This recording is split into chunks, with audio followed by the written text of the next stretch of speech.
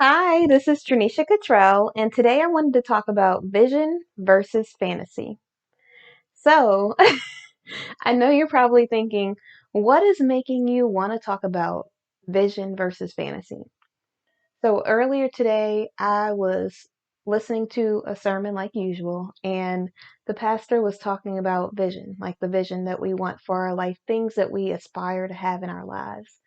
And it really made me think about how it's so funny because I'm gonna sound so corny when I say this, and people are gonna probably not know what I'm talking about. But when when I was a kid, I used to watch this show called Barney, and Barney was this purple dinosaur, and he would always say to use your imagination.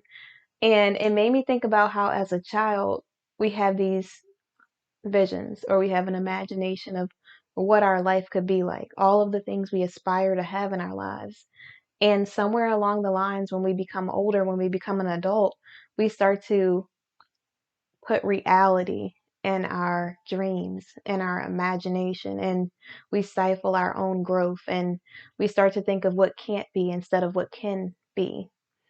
And it's so funny because, you know, even in the Bible, it has like two different variations. So one is, when I was a child, I spoke as a child, I understood as a child. But when I became a man, I put away those childish things. That's just talking about growth, being more wise the older that you become. But also it also speaks on having a childlike mind. And it doesn't mean that you're naive or you have naivety. It really means that you are not allowing what's happening within the world to stifle your growth. You're not allowing other people's perspective of your life to stunt what you can have in your life.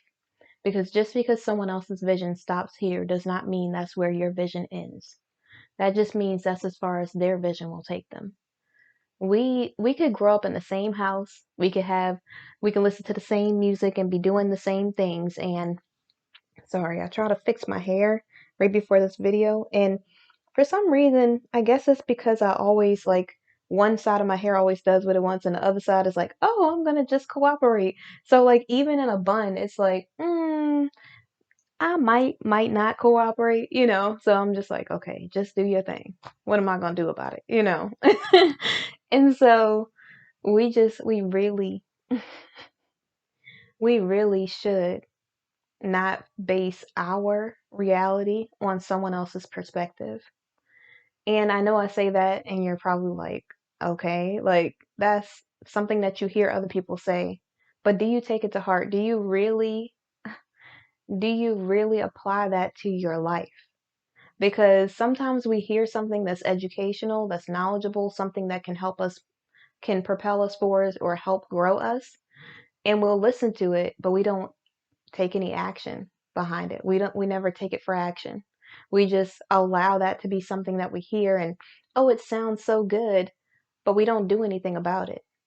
When you hear things like that, are you really being intentional with your life? Are you really moving forward in your life? Are you applying that to your life? Because it's one thing to gain knowledge, but it's another thing to apply it to your life. Knowledge without application is desolate. It's really no point. If you are going to gain all of this knowledge but never apply it to your life, what's the point of knowing it? You know? And so I really think that we really need to think about what it is that we want for our lives. And when we think about it, we need to think about the vision that we have on our lives. And what I did was a quick search because, usually I'll do like thorough research and everything else because I just like to learn a lot of stuff. Because what is that? I don't know what that was, but I just saw something go like this. Did you see that? Okay. People are gonna be like, what in the world? But anyways, something, I don't know if it's something from the ceiling or what, but it was just like, I was like, mm, this would be the one video that you see me get up and run, and it might just be nothing, but I'll be gone. Like, you'd be like, I don't know what happened. This video just uploaded and it's just her running away. Okay. I mean, I had to do what I had to do, and so so I did a quick search, and vision is the ability to think about or plan the future with imagination and wisdom. And then fantasy, which has a very similar definition, says the faculty or activity of imagining things, especially things that are impossible and improbable. So when I first looked at vision, it says the facility or state to be able to see. And the other one was the facility or activity of imagining things. So you see how they're super similar. You could be living life and be like, just be thinking, oh, this is what I want for my life. And you're so hopeful for whatever it is. But for us as women, I'm only saying this because I don't know how men think, and this could just be me and like a few other women that think this way. But I hear a lot of us say all of these things that we think of in our mind that is a fantasy about a person, place, or thing. And it's not like that in reality at all.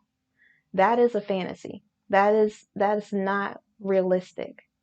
And so like, for example, let's say my dream car, this is just me using an example. Let's say my dream car is a Porsche 911 Turbo with white on blue or something, coupe. Let's just say it's that, right? I could get this car in my fantasy. This car is perfect. I drive it around. It's cool. I could take the top down. The top is all glass. It's one of those new things. Doesn't even have the Porsche label on the side. It's just, and then the white is just, with the rims. The rims is just all silver with the black wheels, something like that. Or yeah, silver with the black wheels, and the inside has like the blue, but it's got the silver on like the gear shift, and it's got the silver like running through the outside in between the blue specks, but the seats are all blue, like leather material. Mm, leather or the other material because leather does get hot in the summer and everything else. But then the inside of the car has all of these functions so that what leather would never be that hot because you can put it whatever temperature you want. Then you got the speakers that go around the car, on the inside. I'm just saying, if this was my dream car or something like that, like let's just say like this is like the car that I envision myself having, you know, and in my fantasy, it's just got all of the things that I could want. It's got the light underneath the car. Like, I don't know if y'all, okay, I'm gonna date myself, but I don't know if you used to play the video game on PlayStation called Midnight Club, but it was this game with like these cars and stuff, and you do like racing and everything. Man, I was so bad at this game. But but when you go to design your car, oh my gosh. Like it pulled out all the stops. Like anything you could think of that you could have on your car was on that game. And it was like, you used to open the door and the glow would be on the outside of the car, or you be in the garage and you could spin the car around and kind of see like all of the different things that you're going to put in, all the functionalities and or whatever of the car. And so let's imagine that this is that. And I'm just like, oh, I could just imagine myself driving down the road and it's no bumps in the road. Like in my fantasy, it's no bumps in the road. There's nothing that's like going to drop out of the sky on me while I'm driving. It's just going to be all clear, 70 degrees, 70 some degrees, and sunny every time I drive this car. That is a fantasy. In reality, I'm going to get this car. Eventually, it's going to need things fixed on it. Eventually, it's going to need, I'm going to need to update things on the car through time. Eventually, it will need an oil change, just like every other car. Eventually, there will be some roads that are not as upkept as other roads. And hopefully, when I'm driving, I'm super careful and I just avoid all of the potholes or something. But there will be a area or a place that I may drive or travel or something else that will have a pothole and might mess my rims up. It might it might scrape the bottom of my car if it's a low rise, things like that you don't think about when you're thinking about a fantasy. But I think it's important for us. to have a vision but not fantasize about what it could be. Like don't turn your vision into a fantasy. Make sure you stay flat-footed in reality. Make sure that you're anchored in reality because the fantasy is always going to be better than what it is that you get if you're only fantasizing about it. That's like most women when they have this list of what a guy is going to be like. I have these conversations with different women, and I'm not going to put anybody on the spot or say anybody's name, but they will say like this description of this guy that they want, and they got this 3-page notebook of all of these qualities that this guy has got to have in order to get with her. And I'm just like, Yee. Oh my gosh, like that's a lot.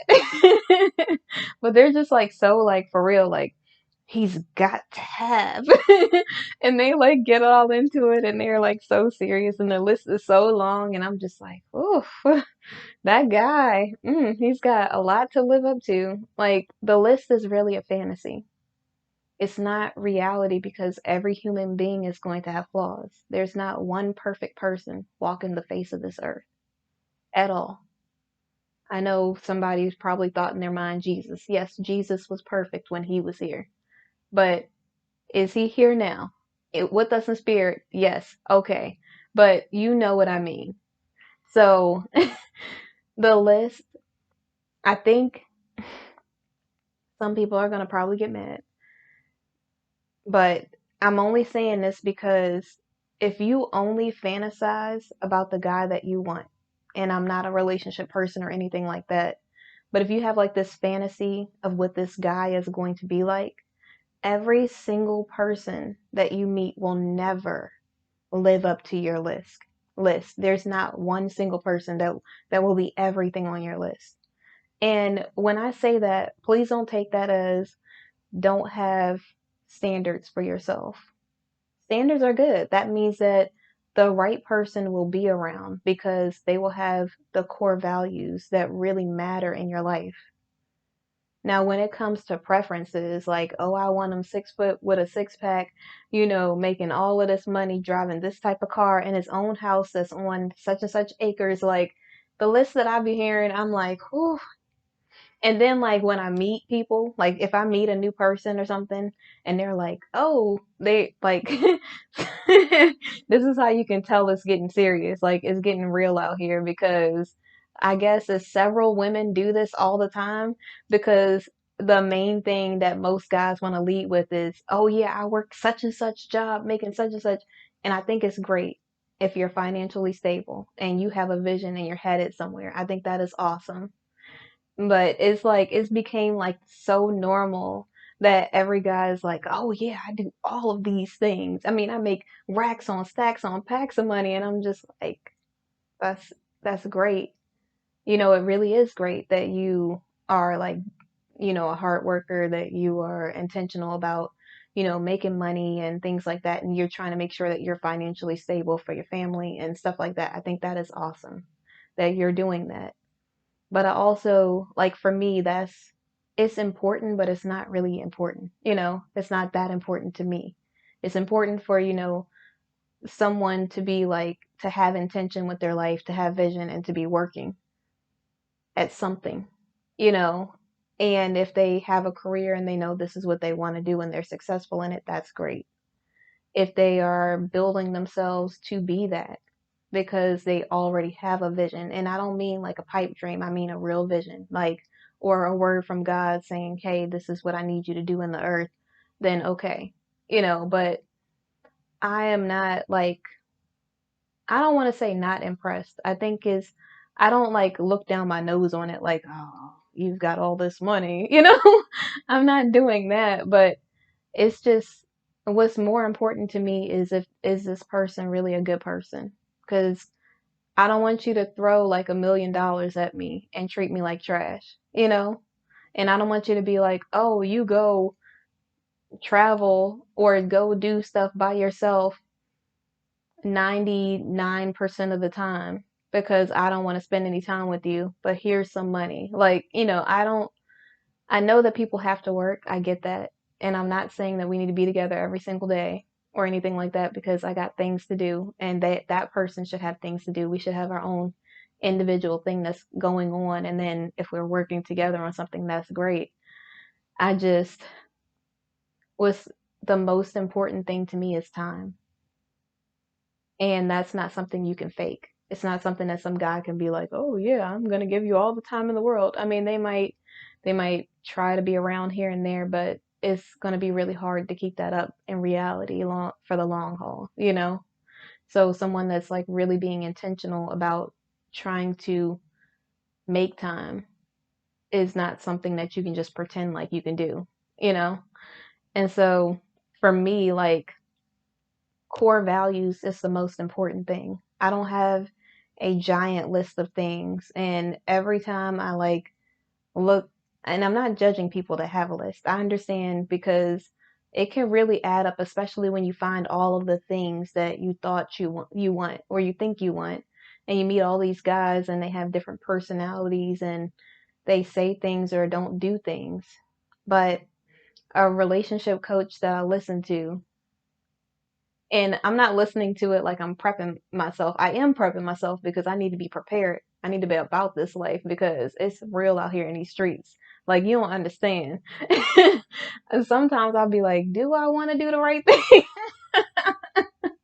Then I'm like, no, no, no. I got to do the right thing. I do. And so So I'll be listening to this. I listen to this relationship coach, and he talks about finance and everything else too. It's not just all relationships, and it's all about building yourself up. And then here and there's like some relationship stuff or some relational things, and it's mostly about like setting boundaries or something like that. And then here and there it'll be stuff about romantic relationships. And it's so funny because he said that most people will say what it is or who they are in the first conversation. And it's so true.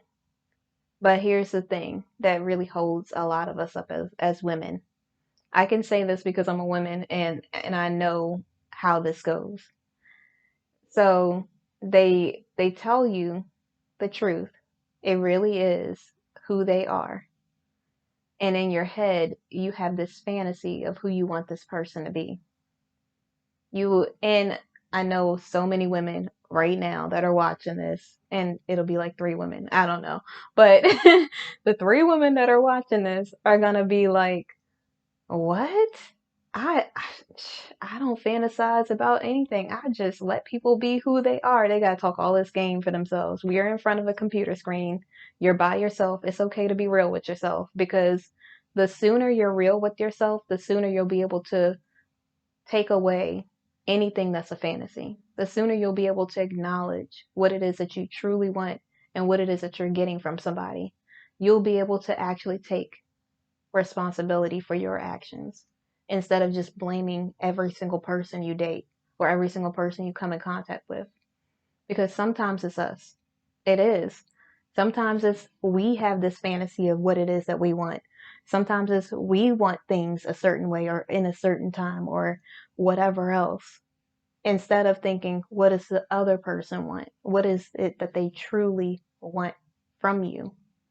And we can meet somebody and click and really feel like, oh, this person is so amazing. Like, I would like, soon as you say you would like, if the person is not interested in you or they're not willing to commit to you or they're not thinking of you in the same way that you're thinking about them, you are breaking your own heart. You have tragic hope.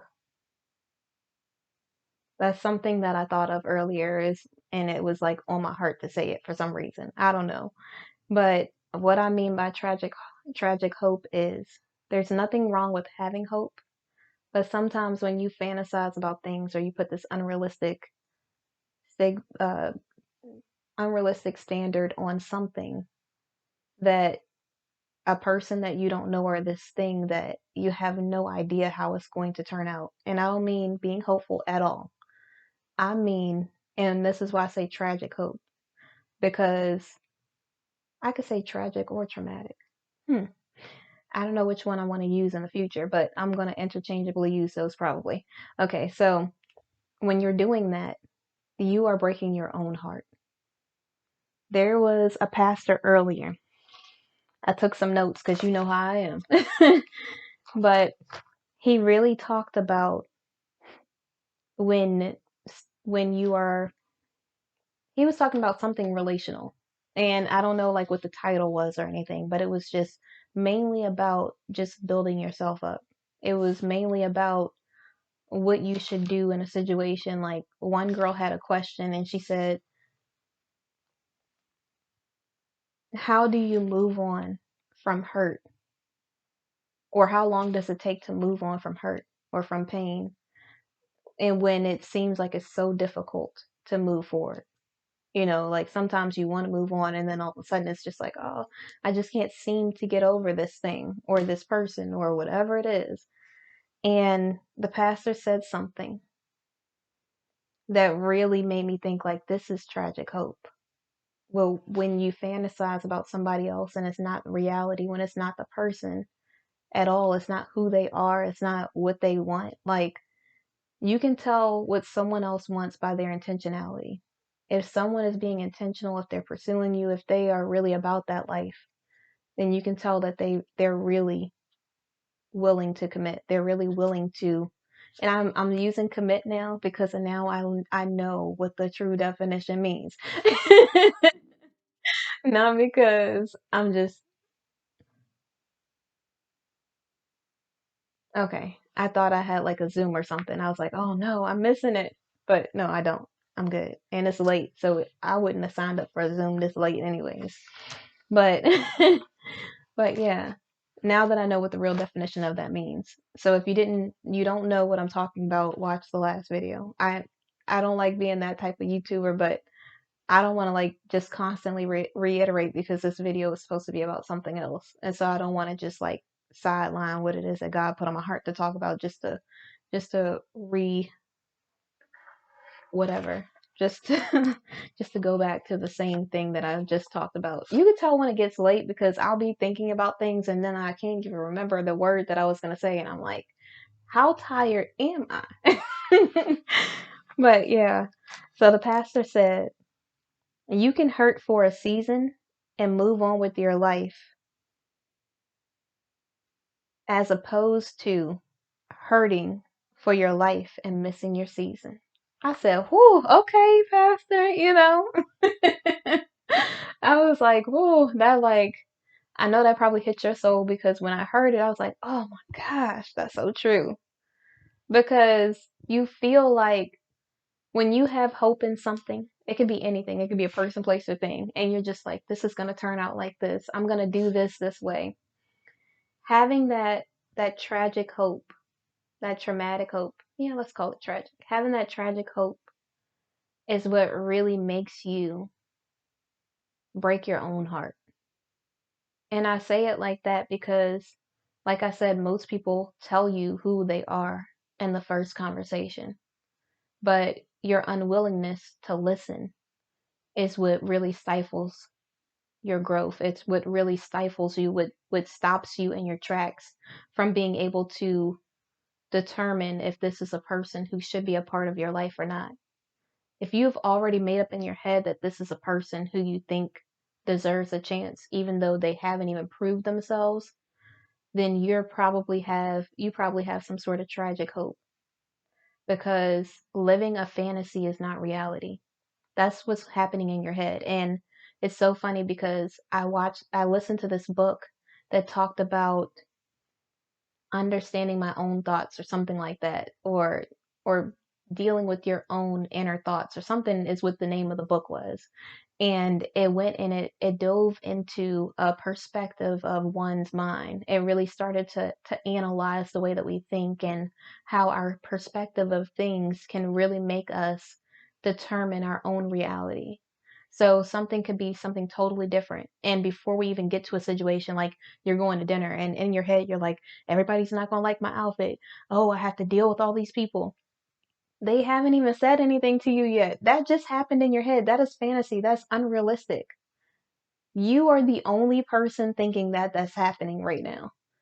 No, it could be totally different when you get there. But because you've already told yourself that it's going to suck, Now all of a sudden you get there and it sucks. Like, what else would you expect? The same thing when you meet someone. You're already expecting that this is the one. Now all of a sudden they have like three red flags on a first date and you're just like, oh, but this is the one. You determine that off of what? Your mind? Because they haven't done anything. They haven't said anything. They haven't pursued you. They haven't. What have they added to your life? What fruit have they bared in your life? What fruit have you bared in theirs? If you're just thinking about only what you want, that's probably not the person for you anyways. Because if you really want to be godly, you should be thinking about someone else before yourself. You should be thinking about what it is that you can do to benefit someone else's life. And I don't mean you just pour from an empty cup into someone else to fill them up. I mean that it should be completely selfless. Because one thing that I learned from being in different relationships is that when you're in a relationship, you die to yourself a little. And if you're not the type of person who wants to ever die to yourself, if you just want to be completely selfish for the rest of your life, then you probably don't ever need to be in a relationship because you're always going to have to compromise on something. You're always going to, if you really truly care about somebody else's well-being, what's best for them may not always be what benefits you. So when you are thinking about being with someone else, it's not about just some romantic comedy like you fall and all of a sudden the person just does everything perfect. It's about really being intentional on both sides of the thing. It's about really being intentional with your life. You could try to think, oh, it's all about me. This person's just going to worship me every day. You're not God. They're not about to worship you. And if they do, there's some serious imbalance in that relationship, you know? So you should be treating each other like a human with decency and respect, the way that God intended for you to treat each other, not just like doing the most, idolizing this person, or expecting someone to worship you. Like, that's not fair. It's not realistic. That's a fantasy. So I put a couple questions on here because when the pastor said that and I felt it in my soul, I was like, okay. I was like, what do you want in life? I know I said that in the other video, but seriously, when you're thinking about how you can't get over this guy, or you can't get over this breakup, or you can't get over not getting the job, or whatever disappointment it was, and I call it a disappointment because you are disappointed, not because the person is a disappointment, if that makes any sense. And so when you're thinking about the things that you truly want, if you want to live a life of peace and joy, first off, seek God. And then secondly, definitely don't harp on something that you can't change. Don't allow one person's perspective to make you feel insignificant. Make sure that you are really thinking about who you are and whose you are, so that you always have a guide for your life, so that no matter who compliments you on your outfit or doesn't, no matter who likes you or doesn't, no matter who decides to be in a relationship with you or doesn't, or offers you a position or doesn't, you know who you are. You don't have to try to seek someone else's opinion of you for you to build your own self-esteem. It's called self-esteem for a reason, because it's what you yourself think about yourself. It's not about everybody else's esteem. It's self-esteem. So if you're really trying to prove something to an ex, to the job that didn't hire you, to whatever else, then you need to do some work to really love yourself. Because, and I'm not saying as a human, sometimes people's opinions of us don't hurt us. Of course it does, because you're a human being with emotions. You were made to emote. That's not, I'm not saying that your emotions are insignificant. I'm just saying that you really do have to think of who you really are. You can't allow these other people to tell you and mold you into what it is that they want you to be, because they'll never be satisfied. If you're satisfied with yourself and you're doing the best that you can and you're seeking God, you are doing everything that you need to do. You don't have to look to anyone else for approval or anyone else for guidance on your life. Look to the Bible for guidance on your life. Look to God for discernment so that He can guide your footsteps, so He can carry and take you the places that He intended you to go, you know? And so it says, I said, do you want to live a life of intentional pain? Sometimes we hurt because we have the right people in the wrong place. That's what the pastor said. Sometimes we hurt because we have the right people in the wrong place. And at first, when he said it, I was like, I don't understand what that means. How can it be the right person in the wrong place? Because, like, if they're the right person, they should be exactly where they need to be. But no, the more I thought about it, it's true. Because there are people in my life who are good, like for business, or like maybe we're doing something that's significant in that way, but it's not like a romantic thing. There might be people in my life who I can relate to. And because we have like things that we go through that's relatable, we can converse, and like we could like maybe set something up to help other people that are going through the same thing. I don't know. And then there's people who are in your life that you want to place in a certain position. Like you want to put this person in the friend zone and maybe they're supposed to be in a different position. You want to put this person in a romantic place and maybe they're not supposed to be there at all.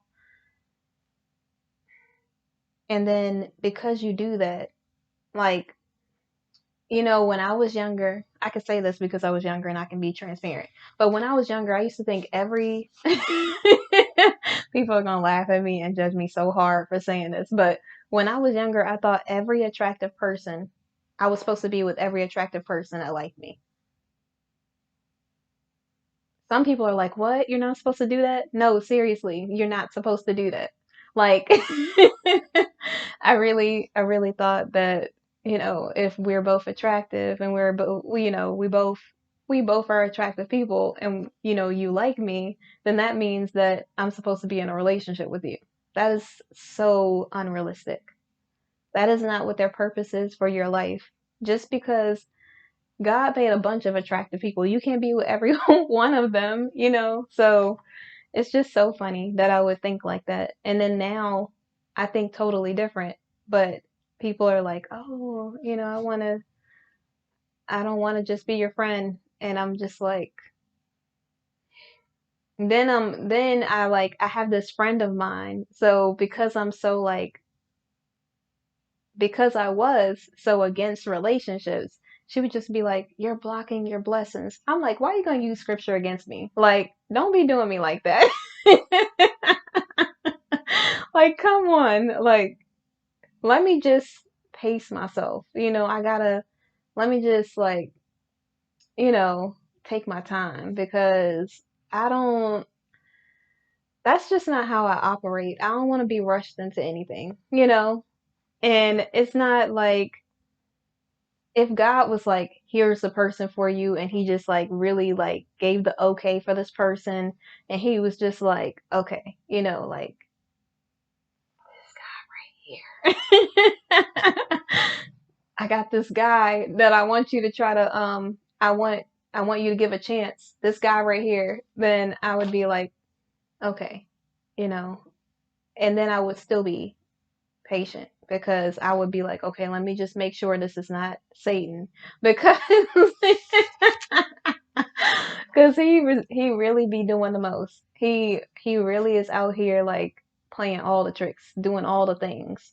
And you would think, oh, it's God because I heard the scripture and it just sound like it really like it has to be God because he even quoted, the scripture is sweet as honey and feeds the soul, like your favorite scripture or something. Or, it's always something. He's always trying to do something.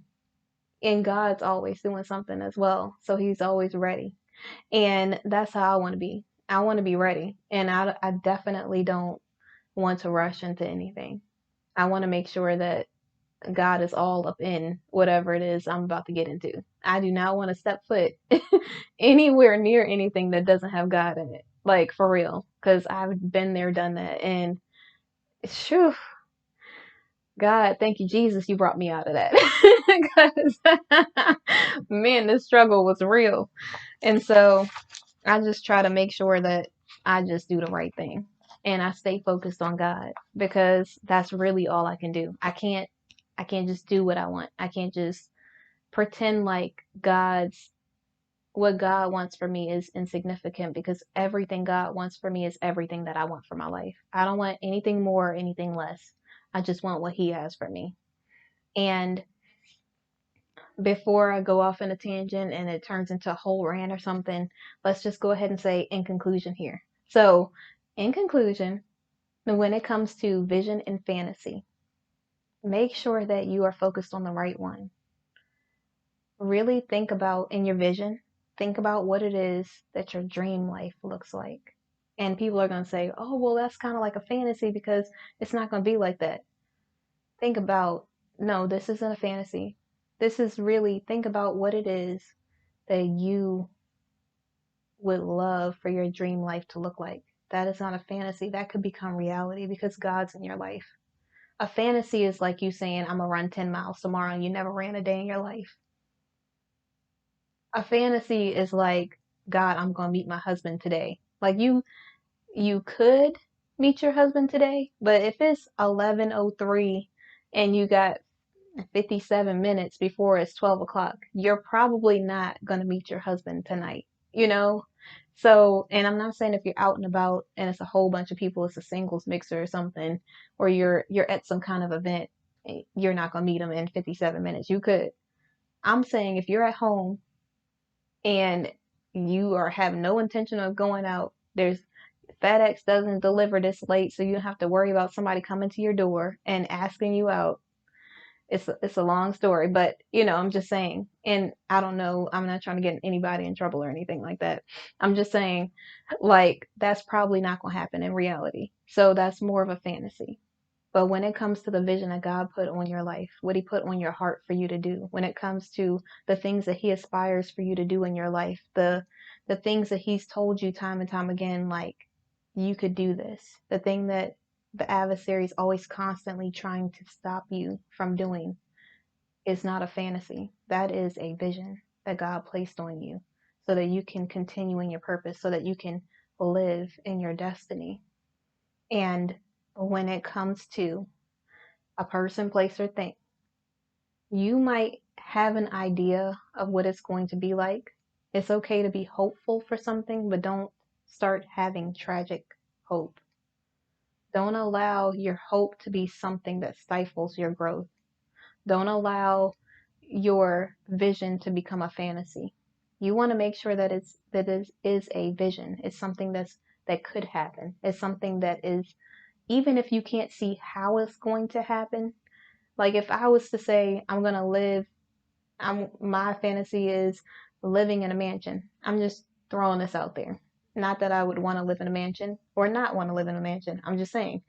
If my fantasy was to live in a mansion, to have, I don't know, another child or something, and to be doing something that changes the world and have this idea of what it looks like, the type of house, the grass, the car, the spirit that I feel, like me having hope and peace and things like that. And I could have it in my vision. It could be something that I really truly desire, and I have a vision about it, and it could happen.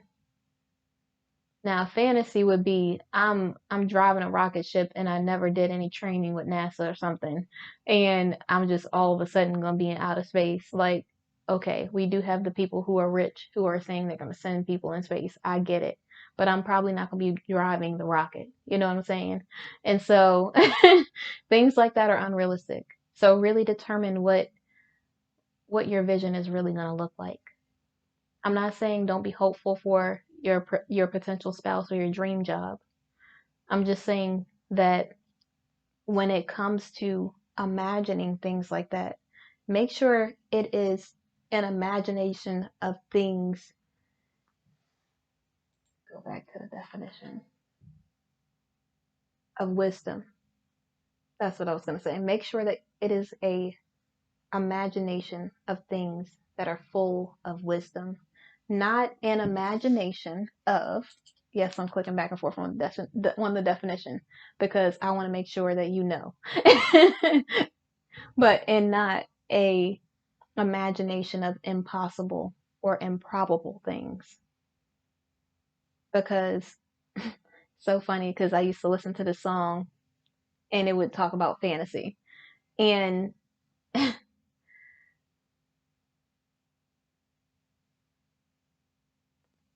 not in that way,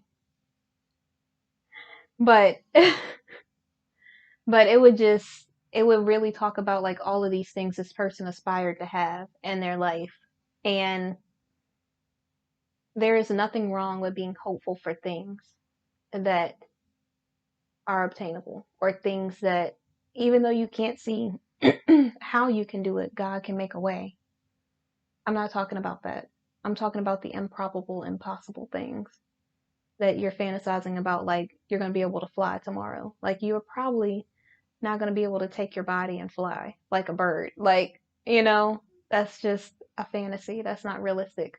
Like, like I'm only going to say this because for people that like superhero stuff, but but it's not like you're going to say like what's your superpower and then all of a sudden you say I want to fly and then all of a sudden you can fly. Like, I'm not talking about putting jets on you or anything like that. I mean, you're literally using your limbs to fly. Like, that's not going to happen today. And so that's a fantasy. But a reality might be you're flying somewhere on a plane. Maybe you're flying using one of those new gadgets that they came out with. I don't know.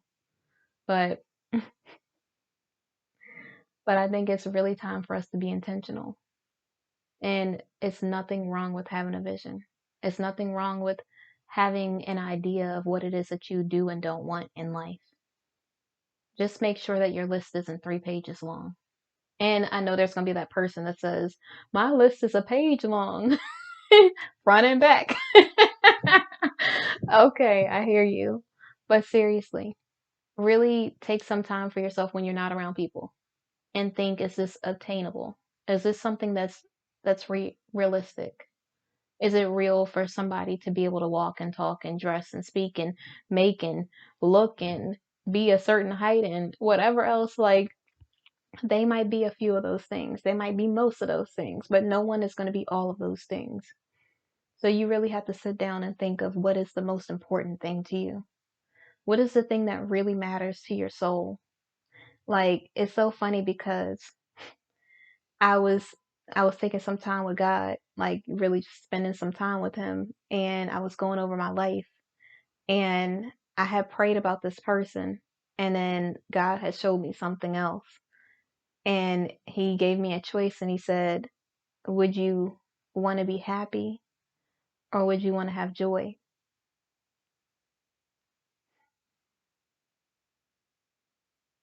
And I said, "Joy. I would want to have joy." And then I just felt this peace over me. But it's so funny because the person who I had prayed about said something about wanting to be happy. And then when I had this dream, a dream that God showed me about something else, I don't know any person. Like, I'm still single and everything else. This is not like anything like I'm insinuating anything, even though I could speak it into existence, in Jesus' name, because I don't have power, God does.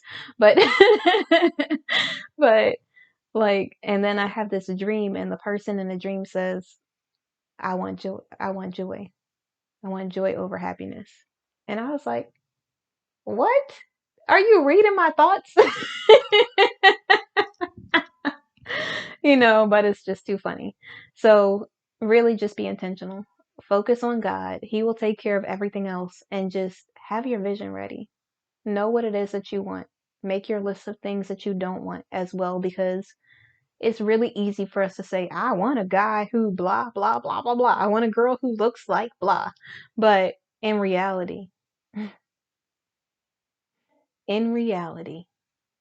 what is it that you don't want?